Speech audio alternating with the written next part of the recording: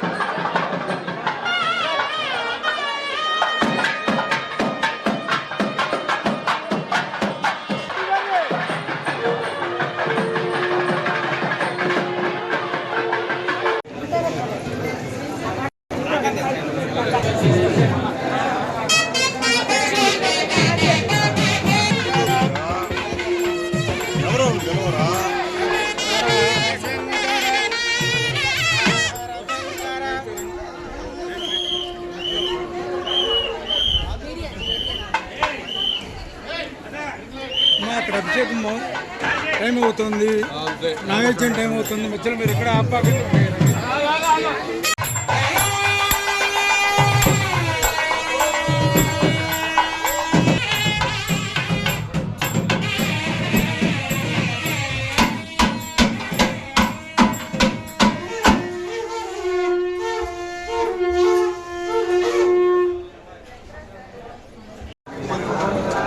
రాజు అడ్రమ్మ అటు సైడ్ రమ్మన్నారు.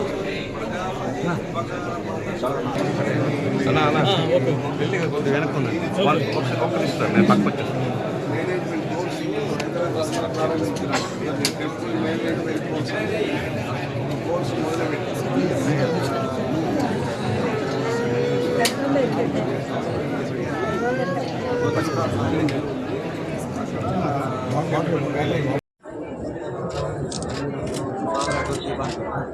బ్రదర్ కొంచెం మూవ్ అవ్వండి అమ్మా, కొంచెం మూవ్ అవ్వండి.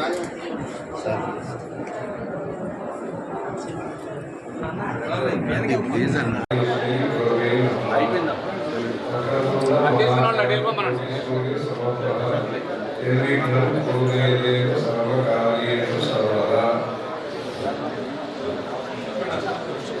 सर्वमंगलमांगल्ये शिवे सर्वार्थसाधिके शरण्ये त्र्यंबके गौरी नारायणि नमोस्तुते। दुर्गे स्मृता हासिनी वशेषजन्तोः स्वस्ति स्मृता मतिमतीव शुभां ददासि। दारिद्र्य दुःखभयहारिणि आत्मधन्य सर्वोपकारकरणाय सदानन्दचित्ता। अपार करुणासिंधु ज्ञानवं शान्तरूपिण श्री चंद्रशेखर गुरुं प्रणमामि मुदान्वहम्। परित्यज्य मौनं परास्थितिं च व्रजन् भारतस्य प्रदेशं मधुस्यन्दिवाचा जनान् धर्ममार्गे महेश्री जयेन्द्रो गुरुभाति चित्ते। सदाशिवसमारम्भां शङ्कराचार्यमध्यमाम् अस्मदाचार्यपर्यन्तां वन्दे गुरुपरम्पराम्।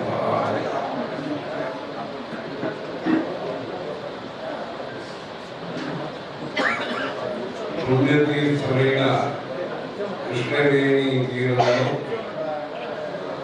దుర్లభ దుర్గమ దుర్గా దుఃఖహంత్రి సుఖప్రద. దుర్లభ అంటే అమ్మవారి కటాక్షం అనేది తపస్సు చేస్తేనే, మనం శ్రమిస్తేనే ఆ దర్శనం కానీ అనుగ్రహం కానీ కలుగుతుంది. అందుకని దుర్లభ. సర్వకారణానాం అసులభ అని శంకరాచార్యులు చెప్పారు. అంటే ఇంద్రియ సంయమం మనకి భగవంతుడు ప్రసాదించిన కర్మేంద్రియము జ్ఞానేంద్రియము ఉన్నాయి. చూసేది, చెవులు వినేది, కాలు నడిచేది, ముక్కులు ఆగ్రహం ఏ వాసన అనేది చూసేది, సుగంధమా ఏమైనా చూసేది, నాలుకలు ఆస్వాదించేది, ఇది కారము ఇది తీపు అది చూసేది, షడ్రసాలని ఆస్వాదించేది. అలా జ్ఞానేంద్రియం కర్మేంద్రియం అని ఈ జ్ఞానేంద్రియాల ద్వారా కర్మేంద్రియాల ద్వారా మనం న్యాయ మార్గంలో ఉండి ధర్మ మార్గంలో ఉండి భగవత్ చింతనలో ఉన్నప్పుడు ఆ దుర్లభమైన అమ్మవారి దర్శనం మనకు లభిస్తుంది, అనుగ్రహం లభిస్తుంది, కటాక్షము లభిస్తుంది. అందుకు దుర్లభ దుర్గమ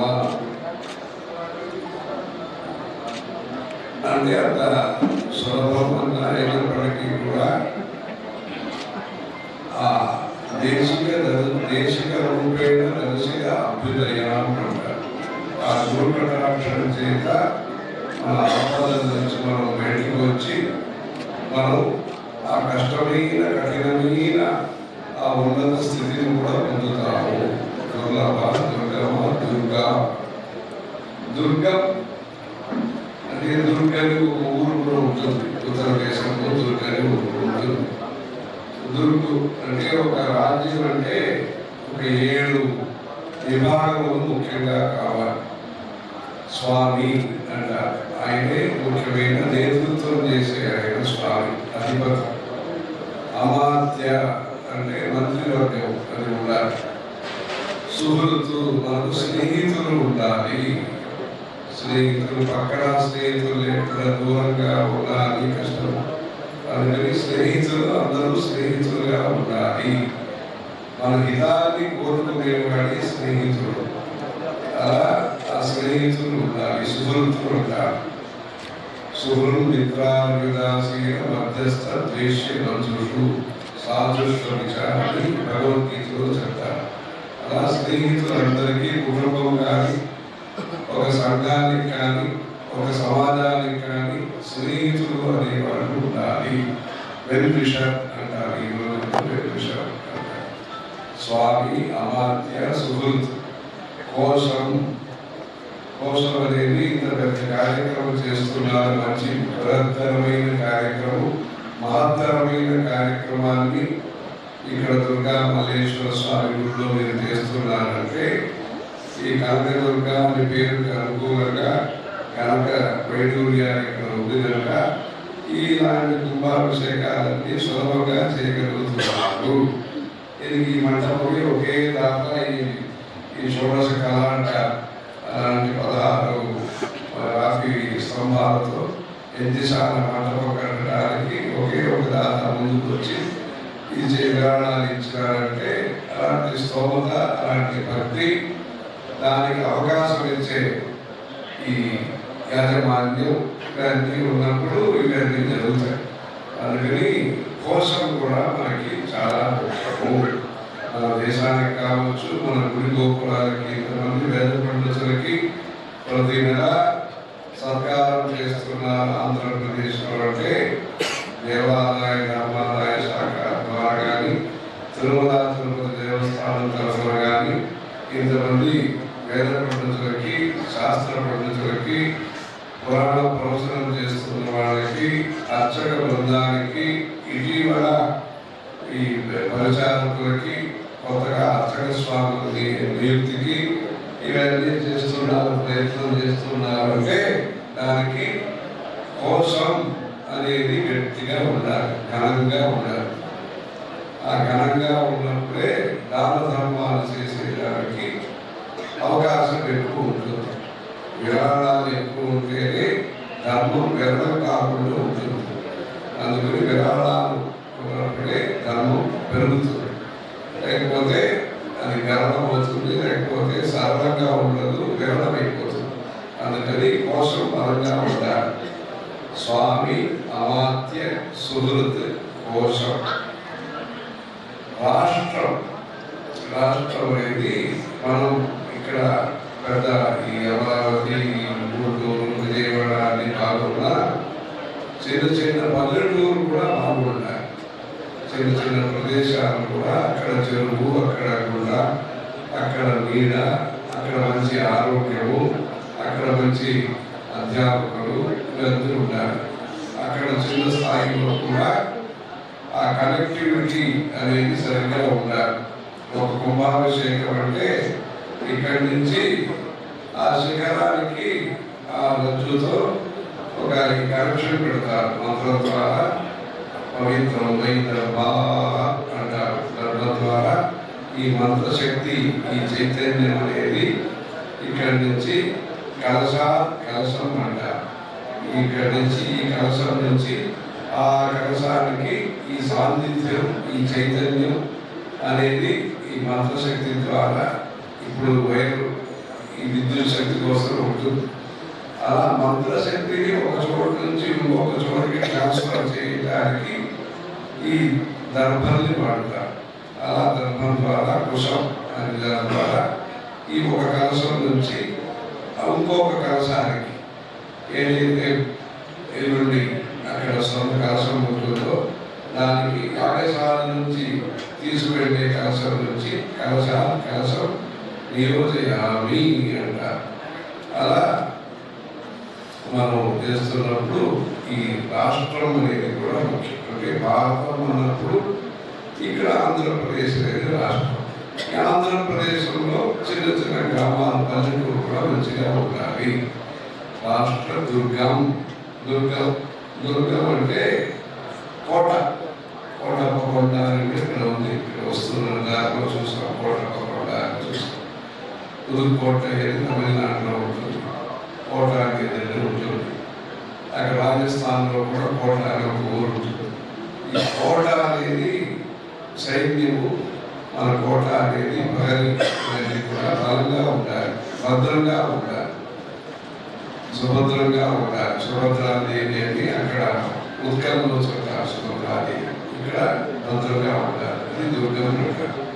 అలా అమ్మవారు మనల్ని కాపాడటం కోసం కవచంగా ఉన్నది. అమ్మవారికి మనం కవచం, వెండి కవచము, బంగారు కవచం సమర్పణ చేస్తాం. మనకు కవచం ఎవరంటే అమ్మవారు.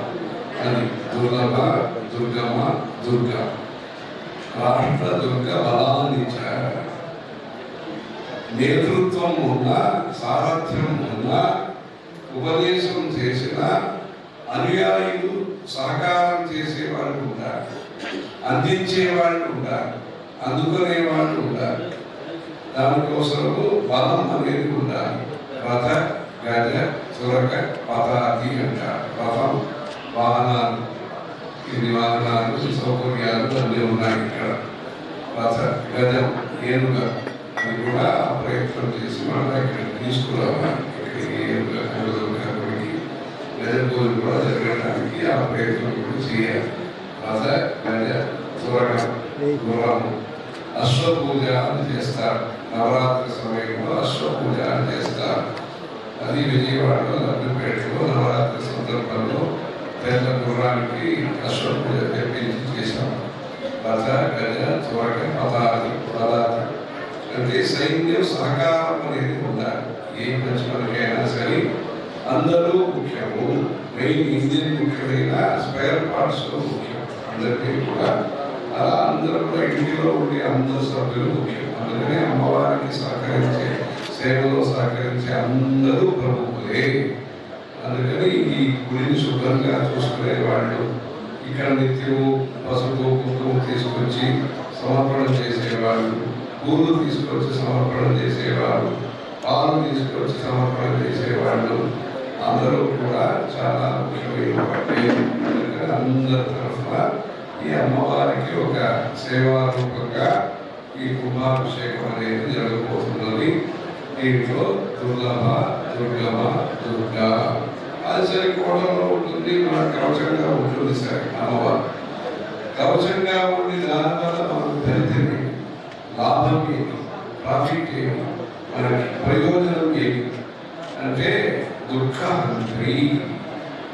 మనలో దుఃఖం ఉంది, శరీరంలో దుఃఖం ఉంటుంది. తలకాయ నొప్పి, జ్వరము, కఫము, పిత్తము, శ్లేష్మం, ఇలాంటి శరీరంలో కొన్ని కష్టాలు ఉంటాయి.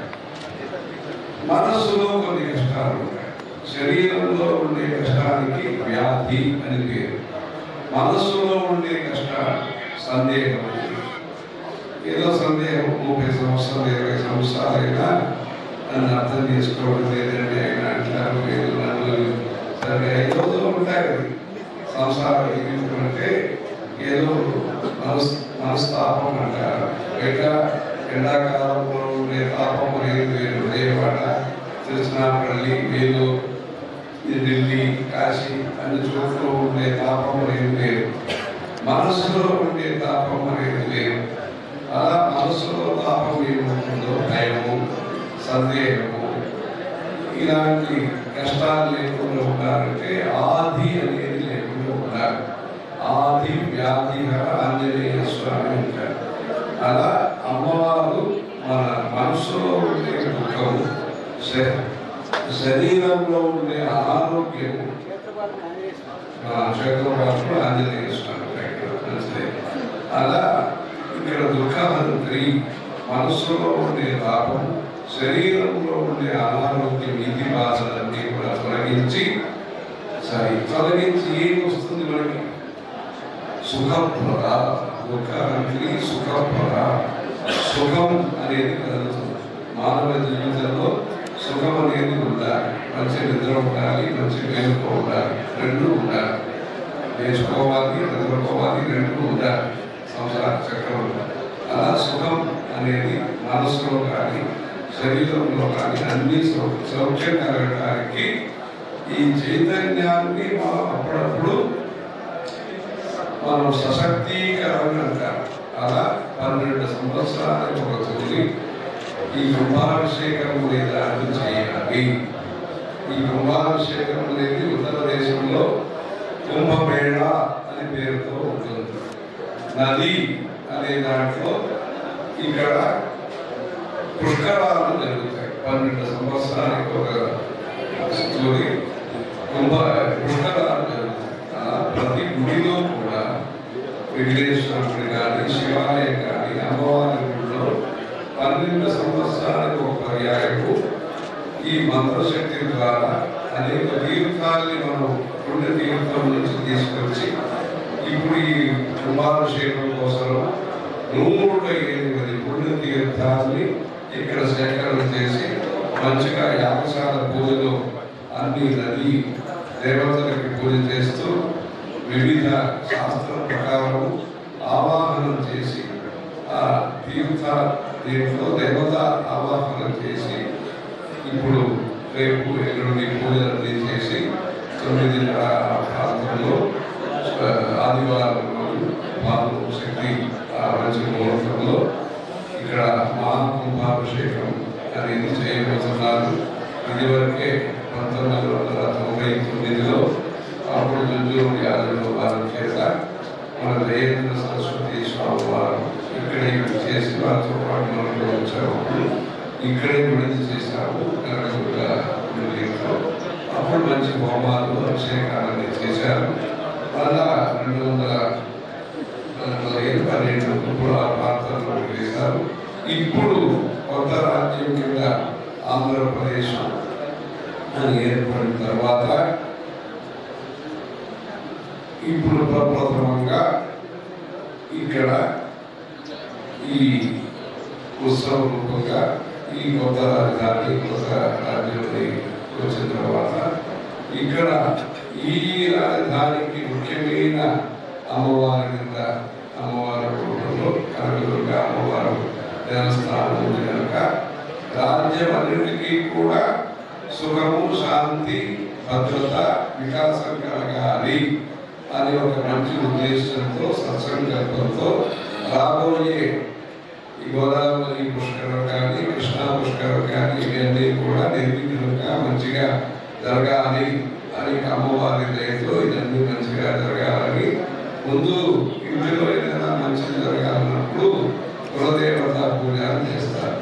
ఇప్పుడు రాజ్య దేవత కింద ఇక్కడ ఈ రాజధానిలో ముఖ్యంగా ఉండే ఈ గుడిలో విజయవాడ విజయేశ్వర స్వామి ఇక్కడ ఉన్నారు కదా, అర్జునుడు వచ్చిన ఊరు ఇక్కడ కనకదుర్గ అమ్మవారు మల్లేశ్వర స్వామి గుడిలో మంచి వైభవంగా అనేక సేవా పథకాన్ని ఇక్కడ చేస్తున్నారు.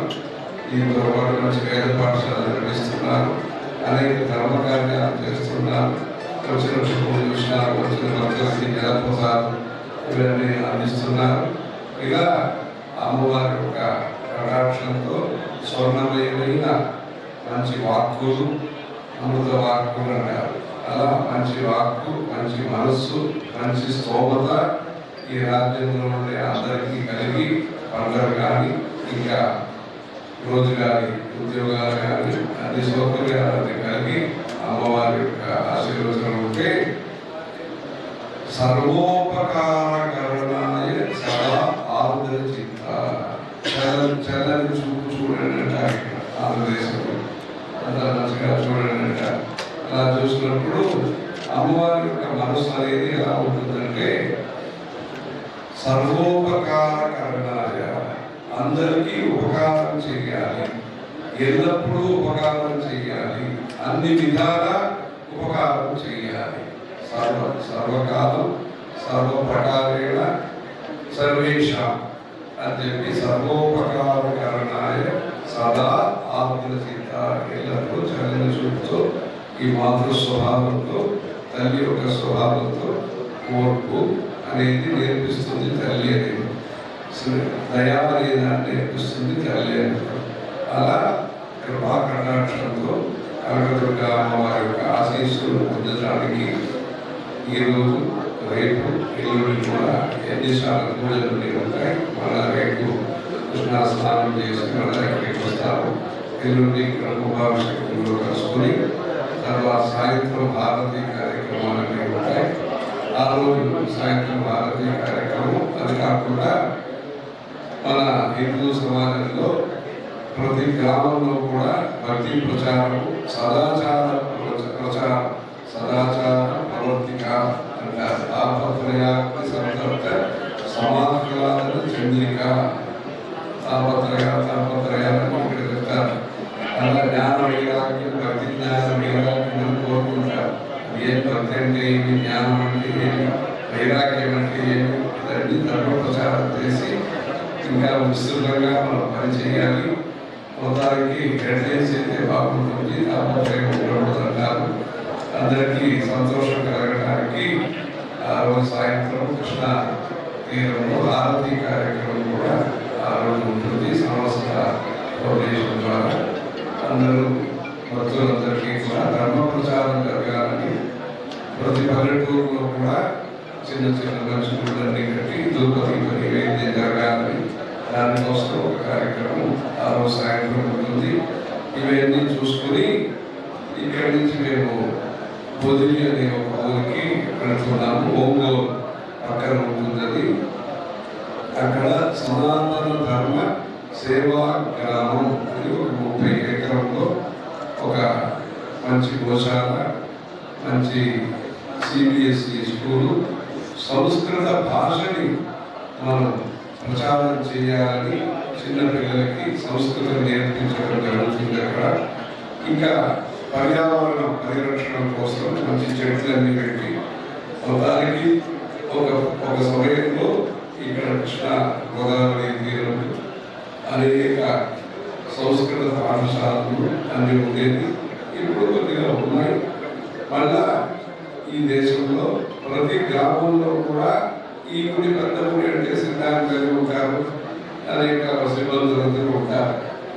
అందువల్ల ఇబ్బంది లేకుండా పని జరిగిపోతుంది. కానీ గ్రామంలో మనం ప్రజల యొక్క అవసరాలు, ఆకాంక్షలు ఉంటాయి. కందిపప్పు కావాలి, బియ్యం కావాలి, నూనె కావాలి, పంచదార కావాలి ఉంటాయి.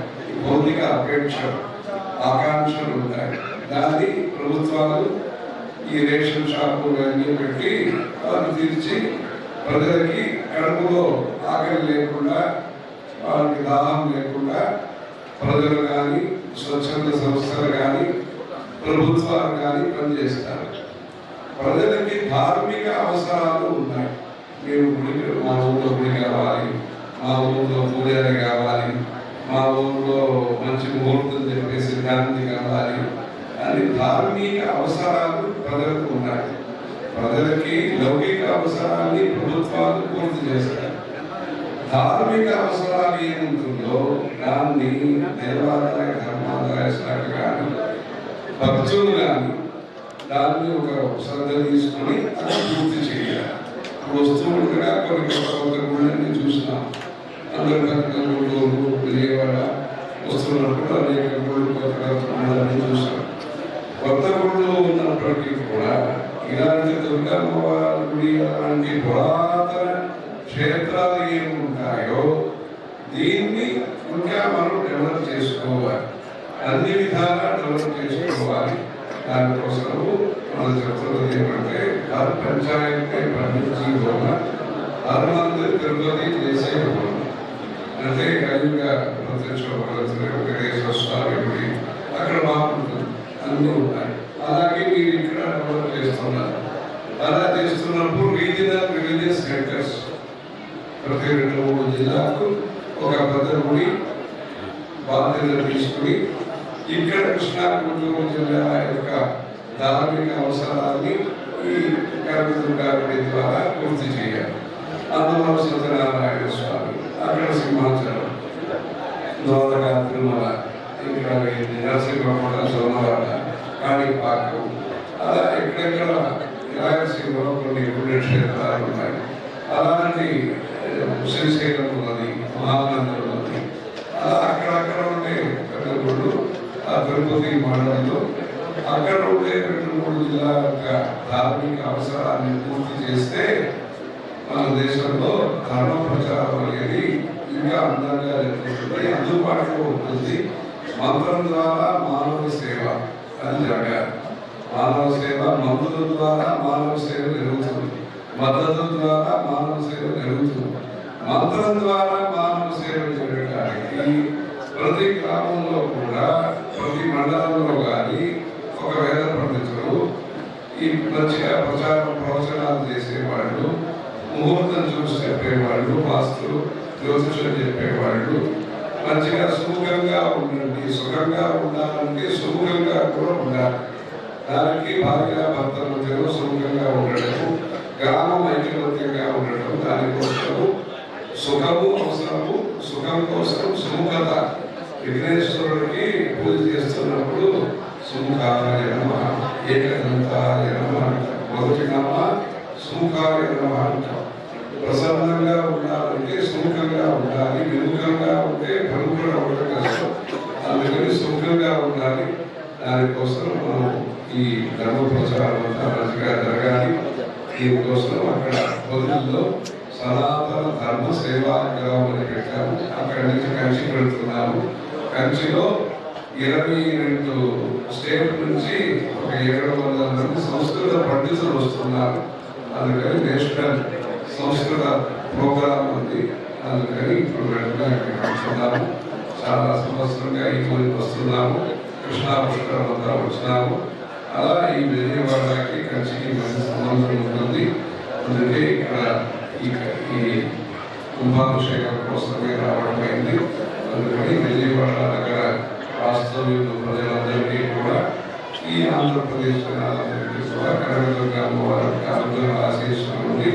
తద్వారా అందరికీ సుఖము, శాంతి, భద్రత అన్ని మంచిగా కలగాలని అమ్మవారిని కోరుకుంటున్నాము. శంకర జయ జయ శంకర.